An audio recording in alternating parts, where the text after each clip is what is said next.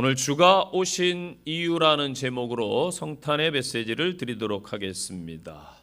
이유, 목적은 삶에서 아주 중요합니다. 예수님께서 이 땅에 오셨을 때에는 분명한 목적을 가지고 살아가셨습니다. 사명이 무엇인지 분명히 아셨고 사명에 집중하셨기 때문에 그 목적을 다 성취하고 가셨습니다. 그래서 마지막 십자가상에서 다 이루었다라고 선언을 하셨습니다. 잃어버린 양과 같은 많은 영혼들을 찾아서 구원하셨습니다. 마귀에게 생명을 빼앗겨 불행한 이 땅의 사람들에게 오셔서 영원한 생명을 주셨고 풍성한 생명을 회복시켜 주셨습니다.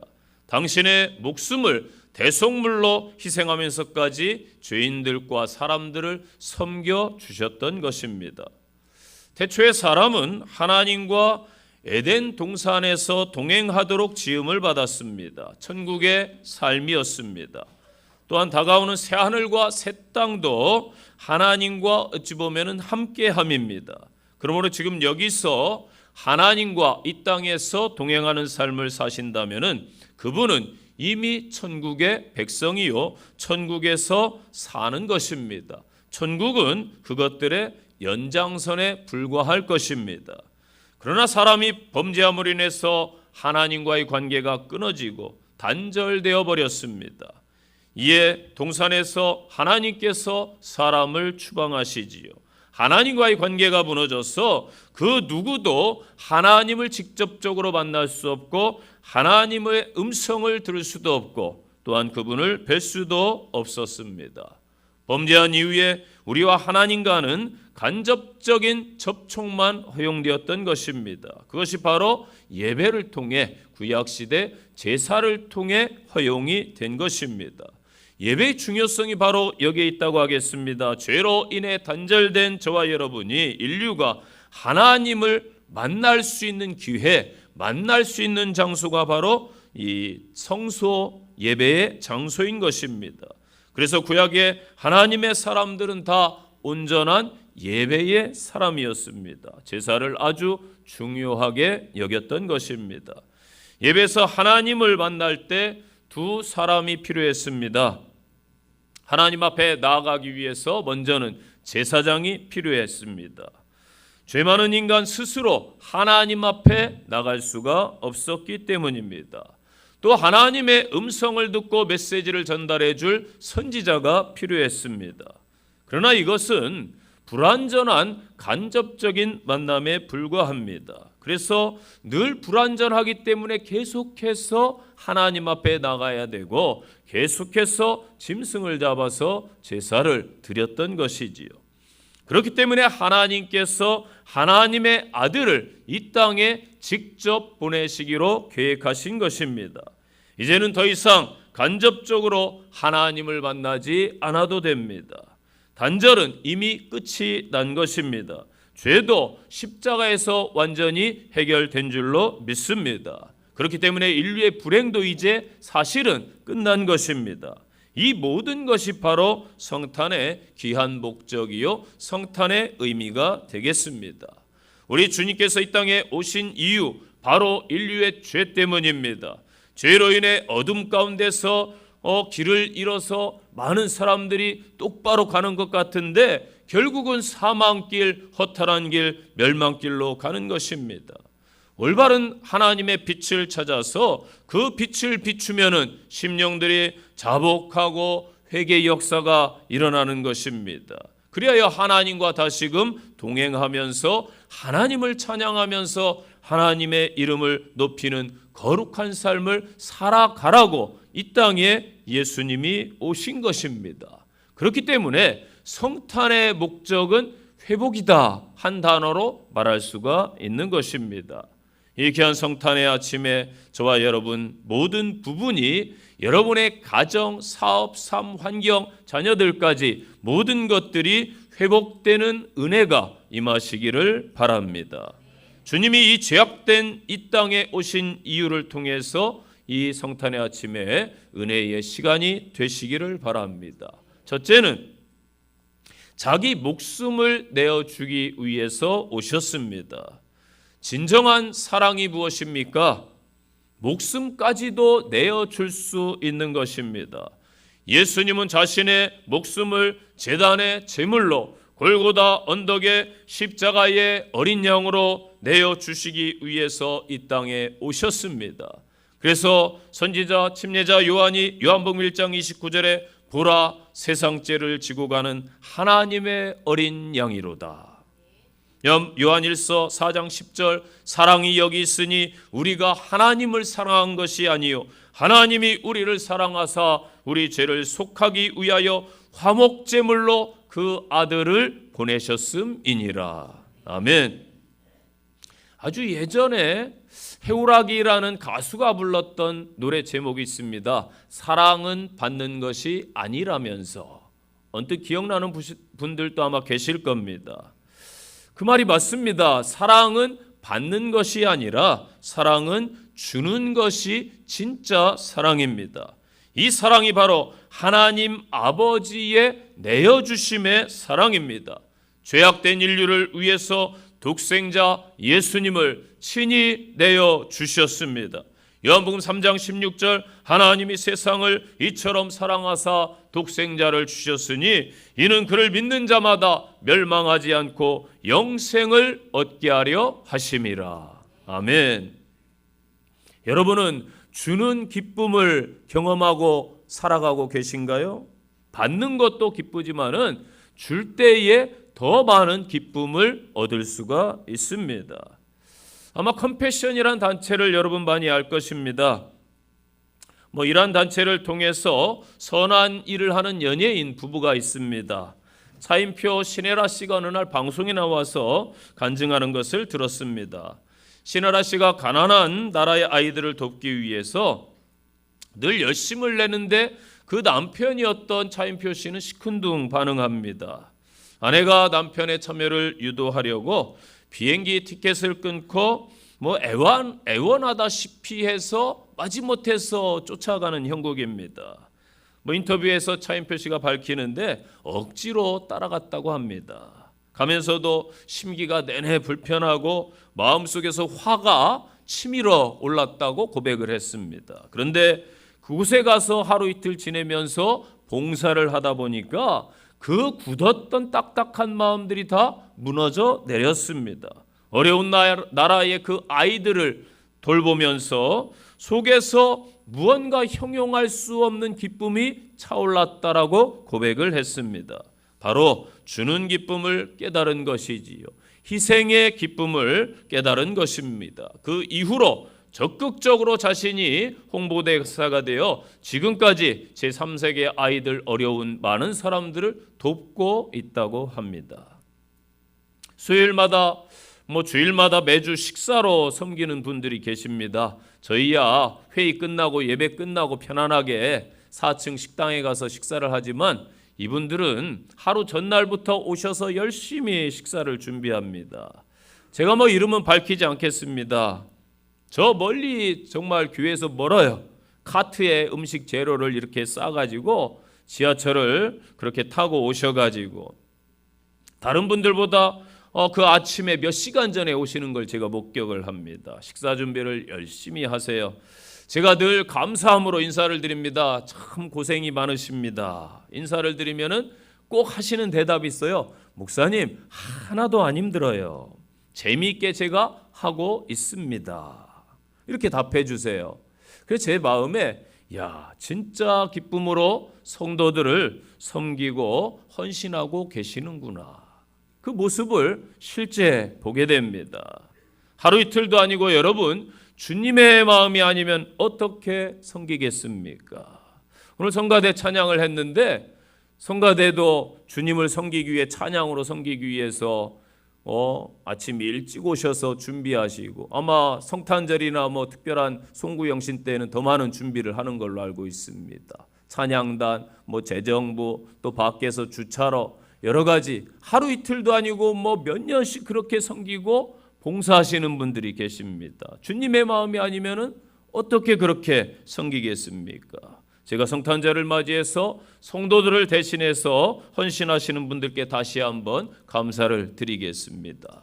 마가복음 10장 45절 보면은요, 인자가 온 것은 섬김을 받으려 함이 아니라 도리어 섬기려 하고 자기 목숨을 많은 사람의 대속물로 주려 함이니라. 예수님께서는 섬기러 오셨습니다. 예수님의 3년의 공생애의 삶은 섬김의 삶이었습니다. 예수님은 섬김의 모본을 직접 제자들에게, 많은 사람들에게, 우리에게 보여주신 것입니다. 이사야서에 보니까 유난히 고난받는 섬김을 하는 예수님의 모습을 많이 그려주고 있습니다. 또한 마태복음 20장에서 마태가 자기 목숨을 많은 사람의 대속물로 주려고 예수님이 오셨다 말씀하셨는데, 여기서 리트론이라는 단어가 쓰였어요. 대속물.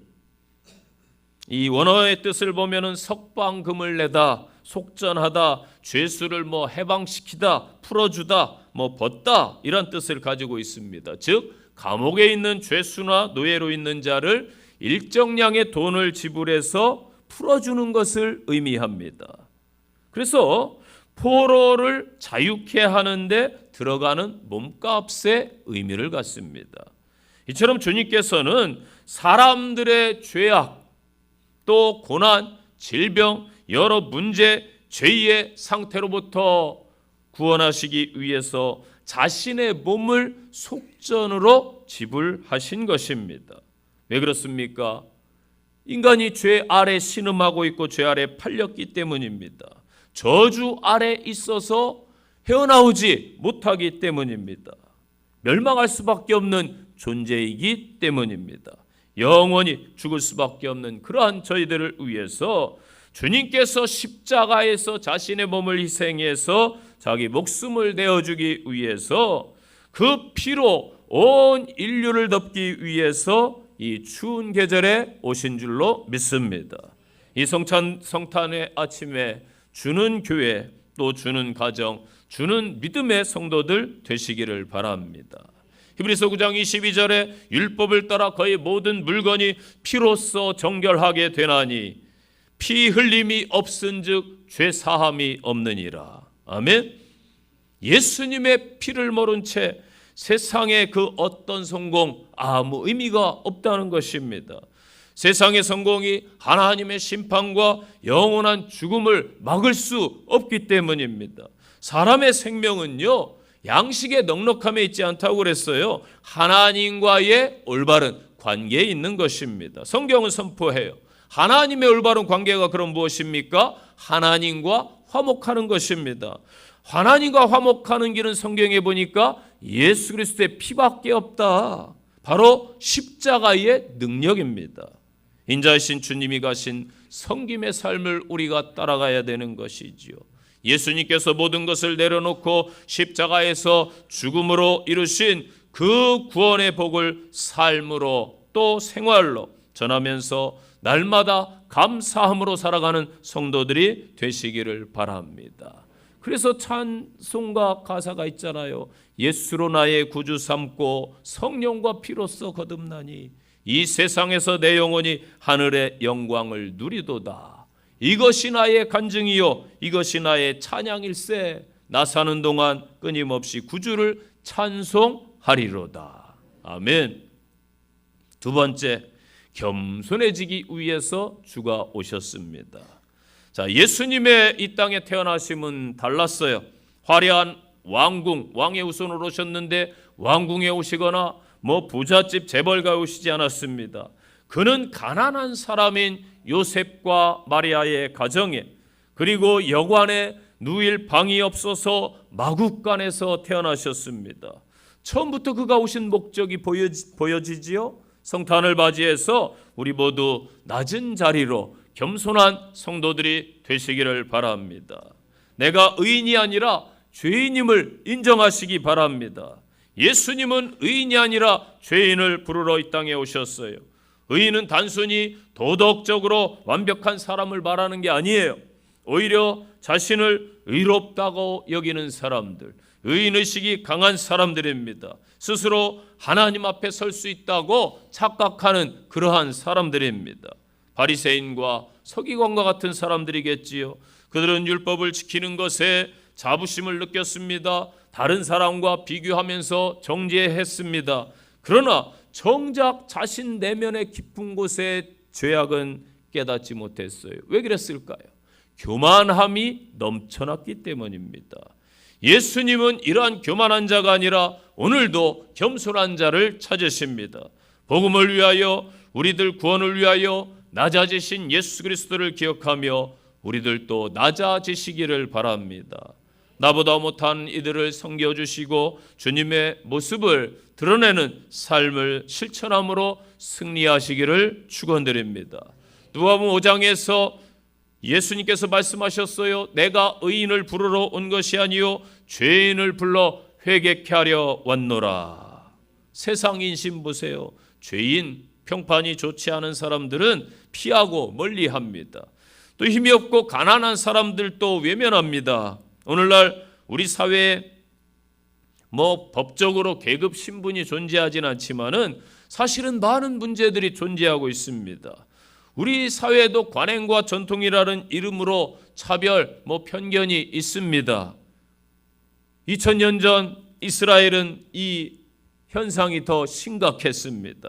정통 유대인들은 세리들, 죄인들, 창녀들, 없는 자들 무시했고 그들과 함께 식당에 가지도 않았고 함께 식사하지도 않았습니다. 그러나 예수님께서는 그 유대인들의 뿌리 깊은 편견과 차별을 깨뜨리고 죄인들과 세리들과 함께 식사하시고 어울렸습니다. 낮고 낮은 자리에 함께 하신 것입니다. 누가 겸손한 성도입니까? 바로 회개한 심령입니다. 회개는요, 죄를 인정하고 하나님께로 방향을 바꾸는 것입니다. 이건 절대 부끄러운 일이 아니에요. 새로운 삶을 출발하는 출발점이에요. 예수님 우리의 연약함, 부족함을 다하시고 있는 그대로 받으십니다. 회개는 고통이 아니라 치유의 과정. 회개한 자에게 하나님은 풍성한 은혜와 용서를 베풀어 주시는 것이지요. 우리 주님은 나는 죄가 없다 하는 교만한 이 땅의 사람을 부르러 온 게 아니에요. 자기 죄를 고백하고 가슴을 치던 세리와 같은 자들, 그런 자들에게 하나님의 큰 은혜와 용서를 베풀어 주시는 것입니다. 성경은 모든 사람은 다 죄인이다. 로마 3장 10절 말씀입니다. 이 땅에 구원받은 의로운 죄인과 구원받지 못한 불의한 죄인이 있다는 것입니다. 그리스도인은 구원받은 의로운 죄인이 되겠지요. 예수님은 죄인들의 친구로 오셨습니다. 우리들도 이 예수님의 제자로서 이 마지막 시대에 성탄을 맞이해서 주님처럼 낮은 자리의 사람들, 연약한 자들의 친구가 되어주는 귀한 성도들, 또한 주님처럼 일생 겸손한 성도들이 되시기를 간절히 축원드립니다. 세 번째로 구원을 위해서 오셨다. 주님이 오신 이유, 오늘 본문의 아들을 낳으리니 이름을 예수라 하라. 이는 그가 자기 백성을 그들의 죄에서 구원할 자이심이라 하니라. 아멘. 인류 구원은 예수님을 통해서, 예수님의 이 땅에 오심을 통해서 완성됩니다. 그의 이름 예수의 뜻, 죄에서 구원할 자. 인류는 죄 아래 팔려서 소망이 없었어요. 죄의 값은 사망이다. 성경은 분명히 말씀합니다. 그러나 예수님은 소망이요, 예수님은 생명이요, 예수님은 회복인 줄로 믿으시기 바랍니다. 우리 예수님께서 십자가에 죽으셔서 인류를 살리신 것처럼 우리 또한 하늘의 미랄이 되어야 됩니다. 땅에 떨어져 죽으면은 많은 열매를 맺게 됩니다. 기독교가 무엇입니까, 여러분? 죽어야 사는, 죽어야 부활하는 진리를 가진 종교가 유일하게 기독교예요. 요한복음 3장 17절, 하나님이 그 아들을 세상에 보내신 것은 세상을 심판하려 하심이 아니요 그로 말미암아 세상이 구원을 얻게 하려 하심이라. 아멘. 우리도 오늘날 나 자신의 구원을 위해 힘쓰시기 바랍니다. 나아가서 가족, 친척들, 주변 이웃을 위해서 구원을 위해 힘쓰시기 바랍니다. 이 땅에 여러분 구원의 길, 다른 길이 없어요. 오늘날 마귀가 속이고 있습니다. 다른 길도 다 있다. 불교에도 구원이 있고 이슬람에도 구원이 있고 다른 데도 구원이 있다라고 말합니다. 그러나 성경에서는 말합니다. 예수 외에 다 멸망길 사망길이다.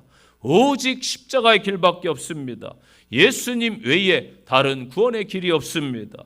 요한복음 14장 6절 예수께서 이르시되 내가 곧 길이요 진리요 생명이니 나로 말미암지 않고는 아버지께로 올 자가 없느니라. 아멘. 그 많은 물질로 구원을 얻을 수가 없습니다. 명예로 구원받을 수 없어요. 지식으로 구원받을 수 없어요. 왕, 대통령의 권력으로 구원받을 수 없어요. 이 땅의 그 무엇으로도 구원을 받을 수가 없습니다. 에베소서 2장 8, 9절에 너희는 그 은혜에 의하여 믿음으로 말미암아 구원을 얻었나니 이것은 너희에게 난 것이 아니요 하나님의 선물이라. 행위에서 난 것이 아니니 이는 누구든지 자랑하지 못하게 하려 함이니라. 아멘. 예수님의 이 땅에 오심은 역사적 사실입니다. 믿습니까? 예수님이 역사의 기준이에요. 서기 지금 2024년이잖아요.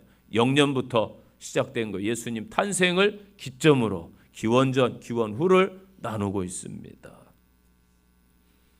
그분을 믿음으로 구원을 받게 하기 위해서 이 땅에 보내신 거예요. 하나님의 계획이에요. 여러분, 믿음으로 구원받는 이신칭의, 이신득의는 인간은 누구나 공평하게 믿을 수 있기 때문입니다. 그래서 믿음은 누구에게나 공평합니다. 남녀노소, 신분, 인종, 지식 모든 것을 초월해서 오직 믿음으로 구원받게 하심에 감사하시기를 바랍니다. 그리고 우리가 믿음으로 구원을 받았다면 아직 이 복된 성탄의 소식을 모르는 많은 사람들에게 하나님의 아들 예수님만이 구원자다. 이 땅의 창조주 하나님께서 보내신 그분이 구원자다라고 전하는 믿음의 성도들이 되시기를 바랍니다. 마지막으로 주가 이 땅에 오신 이유, 마귀의 일을 멸하기 위해서입니다. 요한일서 3장 8절 하나님의 아들이 나타나신 것은 마귀의 일을 멸하려 하심이라. 아멘. 이 땅은 지금 한 가지 전쟁밖에 없어요. 우크라이나 저 아랍 지역에서 일어나는 전쟁이 아니고 실상을 봐야 되는데 영적 전쟁이에요. 그 모든 악한 일의 배후에 누가 있다? 사단, 마귀가 역사합니다. 그래서 하나님께로 가는 길을 종교라는 이름으로 무속 미신이라는 이름으로 다 막아놨어요. 인간의 눈을 흐리어서 분별하지 못하게 하고 있습니다. 그래서 하나님을 똑바로 찾아가야 돼요. 그것을 하기 위해서는 마귀의 세력이 무너져야 되는 것입니다. 그래서 하나님께서 이 땅에 오심은, 하나님의 아들이 이 땅에 오심은 악한 마귀의 세력을 멸하기 위해 오셨다. 믿습니까? 사단 권세와 싸워서 세상을 구원하시기 위해서 예수님께서는 십자가에서 자신을 희생하시고 죄값을 다 지불하셨어요. 우리를 음부의 권세에서 구원하신 줄로 믿습니다. 뿐만 아니라 하나님의 뜻을 세상에 널리 증거하고 구원받은 모든 하나님의 자녀들을 돌보고 책임지도록 주님께서 친히 자신의 핏값으로 성도들의 헌신을 통하여 이 땅 곳곳에 교회를 세운 줄로 믿습니다. 그래서 여러분, 이 교회가 정말 중요한 거예요. 예, 교회가 중요한 거예요. 그래서 예수님은 음부의 권세가 강력하게 역사하는 이 세상에 오셔서 교회를 세우시기로 작정하신 거예요. 음부의 권세와 싸워 이길 수 있도록 하신 겁니다. 여러분, 세상에서요, 이 악한 세력과 싸우는 단체가 어디 있어요? 아무도 없습니다. 교회밖에 없어요. 음부의 권세를 섬기고 막 떠받들고 죄악을 추종하고 나쁜 짓인 줄 뻔히 아는데 왜 사람들이 쫓아갈까요? 이게 마귀에게 속아서 그렇습니다. 그러나 대적하고 싸우는 곳은 오직 교회밖에 없습니다. 그래서 교회의 존재 목적이 무엇인가? 음부의 권세와 싸워서 이기는 거예요. 그런데 엉뚱한 싸움을 오늘날 교회들이 하고 있지 않습니까? 저희 교회는 어떻습니까? 저는 목회하면서 가장 속상할 때가 있습니다. 목회를 한 30년 쭉 하면서 늘 깨닫는 것인데, 이 쓸데없는 곳에 에너지를 쓰는 것, 이것이 가장 시간 낭비할 때가 좀 속상합니다. 별로 중요하지 않은 일인데 자꾸 시간과 마음을 그쪽에 막 쏠고 뺏기게 만들어요. 배후에서 누가 역사하는가? 악한 영이 역사하기 때문이겠죠. 여러분의 삶도 마찬가지예요. 하나님의 일에 더 집중하지 못하도록 자꾸 세상 것에 한눈 팔도록 마음을 뺏어가는 것입니다. 이 땅의 교회는 주님이 오실 때까지요, 악한 마귀와 영적 전쟁을 해야 될 전쟁터입니다. 교두보예요. 이것이 무너지면은 이 땅의 모든 것은 다 무너지는 것입니다. 우리 가족과 우리의 이웃들에게 사단은 끊임없이 공격할 것입니다. 그렇다고 여러분 두려워하지 마십시오. 아무리 강한 마귀의 세력일지라도 믿음의 성도를 이길 수 없어요. 왜? 예수님께서 부활로 승리한 줄로 믿습니다. 우리가 믿음으로 예수님의 십자가를 힘입어 대적하면은 사단의 권세는 항복하고 다 쫓겨갈 줄로 믿습니다. 예수 이름으로 마귀는 쫓긴다. 할렐루야. 결론의 말씀입니다. 예수님의 이 땅에 오심으로 인해 우리는 하나님과 다시 교제할 수 있는 특권, 아버지라 부를 수 있는 권세를 가지게 되었습니다. 예수님으로 인해서 우리는 하나님의 형상과 하나님의 모양을 회복했습니다. 그러므로 인해서 하나님 나라의 거룩한 백성이 된 줄로 믿습니다. 참 영생을 얻게 되었습니다. 성탄이 여러분 얼마나 귀합니까? 이 성탄의 아침에 다시 결단하시기를 바랍니다. 주는 성도, 겸손한 성도, 낮아지는 성도, 나아가 구원의 소식을 전하는 성도, 악한 마귀의 세력을 능히 이기는 믿음의 성도들 되시기를 간절히 축원드립니다. 기도하겠습니다. 주가 오신 이유를 말씀해 주셨습니다.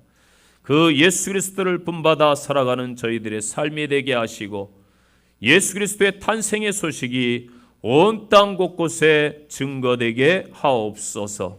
그 일에 이 땅의 교회가 사용되게 하시고 믿음의 성도들이 쓰임받게 하옵소서.